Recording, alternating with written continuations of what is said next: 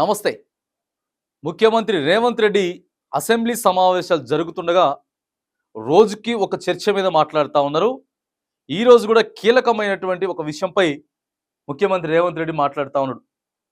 హైదరాబాద్ శివారులోని కందుకూరు మండలంలో, అంటే హైదరాబాద్కి జస్ట్ అవుట్కట్స్లో ఒక మళ్ళీ అంతర్జాతీయ స్టేడియాన్ని ఒకదాన్ని మేము ఏర్పాటు చేస్తా ఉన్నాం. ఇప్పటికే బీసీసీఐతో కలిసి కొత్త క్రికెట్ స్టేడియం నిర్మాణం చేపడదామని అనుకుంటా ఉన్నాం.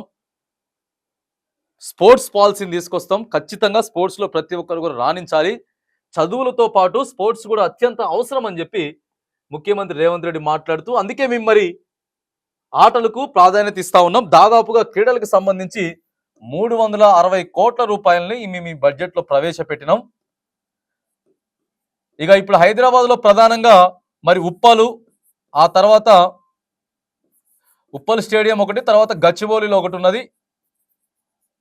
ఇక ఇదైతే ఇంటర్నేషనల్ క్రికెట్ స్టేడియం కాబట్టి దాంతోపాటు ఇంటర్నేషనల్ క్రికెట్ ఆడుకోవడానికి కూడా ఇంటర్నేషనల్ క్రికెట్ స్టేడియాన్ని ఒకదాన్ని మేము తయారు చేస్తాం.